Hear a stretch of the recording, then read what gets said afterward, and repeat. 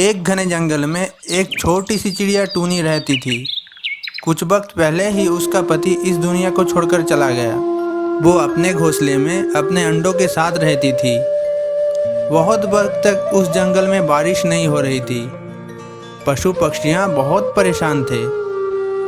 ओह, कितनी गर्मी है। इतने दिनों से बारिश भी नहीं हुई। पता नहीं कब बारिश होगी।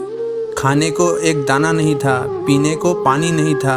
सब अपने अपने घोंसले को छोड़कर समुंदर के उस पार वाले जंगल में जाने लगे। वहाँ हरियाली थी। एक दिन टूनी से मिलने उसका दोस्त कुक्कू आया। अरे टूनी, तूने अपना सामान नहीं बांधा? सब दूसरे जंगल जा रहे हैं, समुंदर के उस पार। यहाँ अगर रहे तो भूख और प्यास से ही मर जाएंगे। चलो जल्दी चलो। नहीं नहीं कुक्कू, जब तक मेरे बच्चे अपने अंडों से बाहर नहीं आ जाते मैं कहीं नहीं जा सकती। बस कुछ ही दिनों की तो बात है।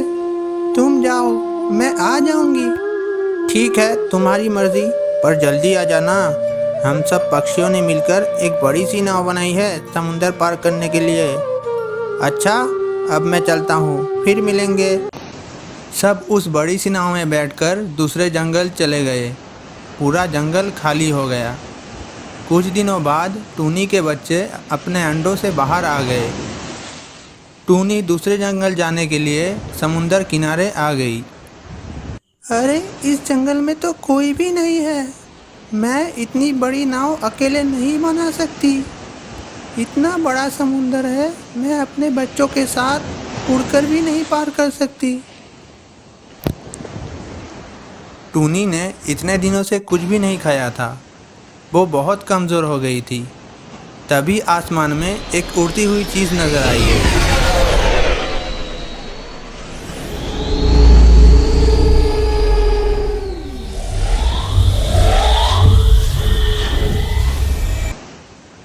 ये क्या चीज़ है आसमान में? ऐसी चीज़ तो मैंने पहले कभी नहीं देखी।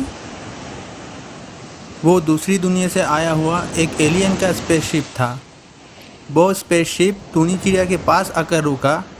उसमें से एक एलियन उतरा और कहा, मैं दूसरी दुनिया से आया हूँ तुम्हारे पृथ्वी पर रिसर्च करने के लिए।